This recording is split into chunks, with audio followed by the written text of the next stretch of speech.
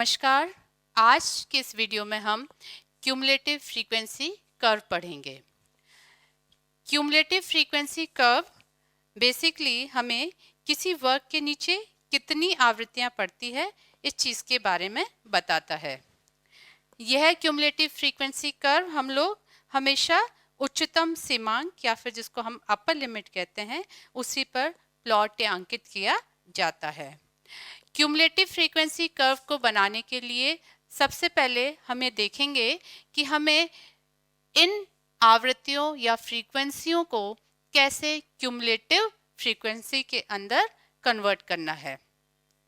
Cumulative का मतलब होता है जोड़ना या एक साथ। तो सबसे पहले हम ये सीखें कि हम किस तरह से क्यूमुलेटिव फ्रीक्वेंसी बनाएंगे। तो हम यहाँ पर हम बोलते हैं हिंदी में संचयी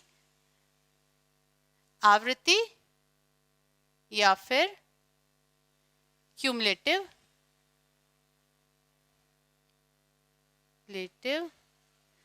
फ्रीक्वेंसी।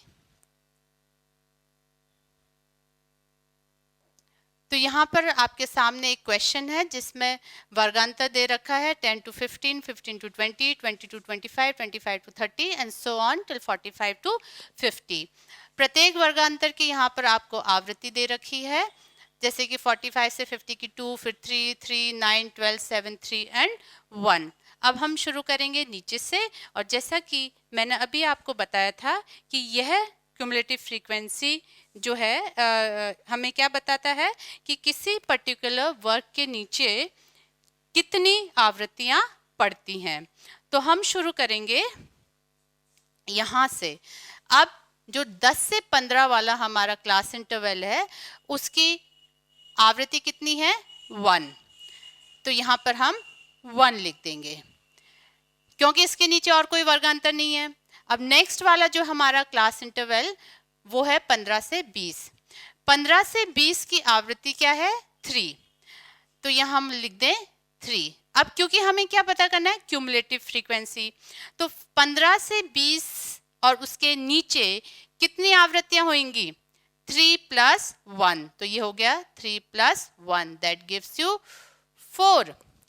अब ये जो 20 से 25 क्लास इंटरवल है इसके नीचे टोटल कितनी फ्रीक्वेंसीज होगी ये हम कैसे पता करेंगे 4 + 7। तो ये हो गया हमारा 11।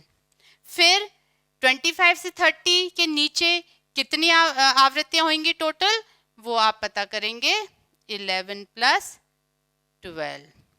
तो ये हो गया आपका 10, 20, 23।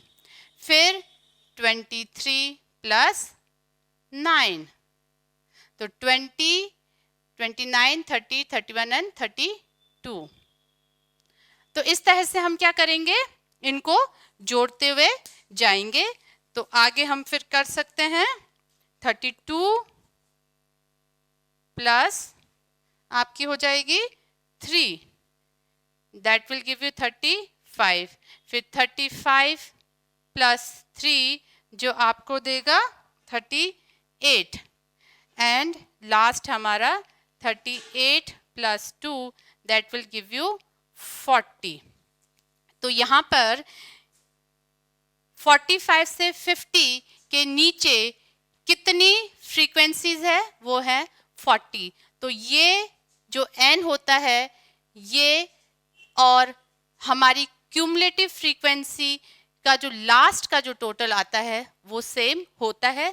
ये है चेक करने का तरीका कि क्या हमने सही तरीके से क्यूमुलेटिव फ्रीक्वेंसी बनाई है या नहीं। तो यहाँ भी आप देख सकते हैं 1 + 3 is 4, 4 + 7 is 11, 11 + 12 is 23, 23 + 9 is 32, 32 + 3 is 35, 35 + 3 is 38, 38 + 2 is 40। तो ये मेरी क्या हो गई क्यूमुलेटिव फ्रीक्वेंसी तैयार हो गई।